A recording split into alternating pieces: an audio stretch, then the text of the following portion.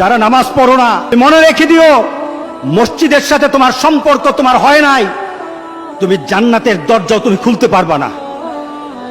তুমি এখনো বেনামাজি, এখনো সকালবেলা তুমি ঘুমাও, এখনো তুমি আল্লাহকে ভুলে আছো, এখনো তোমার কাছে তওবার কথা তোমার চিন্তাতে আসে নাই। তুমি অনেক কিছু হতে পারো, তুমি মুসলমানের কাতারে থাকবা না। তুমি অনেক কিছু হতে পারো, তুমি ইসলামের কাতারে থাকবা না।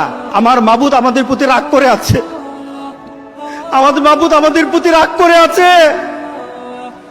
আমাদের মাবুদকে আমাদেরকে সন্তুষ্ট করতে হবে, সন্তুষ্ট করতে হবে। যিনি গজব দিয়েছেন উনি আমাদেরকে বাঁচাবেন। আমরা আমাদের মাবুদকে রাজি করতে হবে। আমরা তওবার মাধ্যমে আল্লাহকে রাজি করতে আর চেষ্টা হব। গোটা পৃথিবীর মুসলমান, আর সময় নাই, আর সময় নাই। আপনি এখন বাংলাদেশের রাস্তাঘাটে হাঁটেন, এমন পরিবেশ যেন আল্লাহ না করে, জোরে বলে আল্লাহুম্মা আমিন। এমন পরিবেশ যেন আল্লাহ না করে, যখন ঘর থেকে কই বের হবে তার লাশটা বের হবে, কেউ জানাজাও দিবে না। এমন হয়ে যাবে যদি আল্লাহকে সন্তুষ্ট না করতে পারেন, এমন হয়ে যাবে। সুতরাং আমরা আল্লাহর কাছে প্রাণ বলে আজকে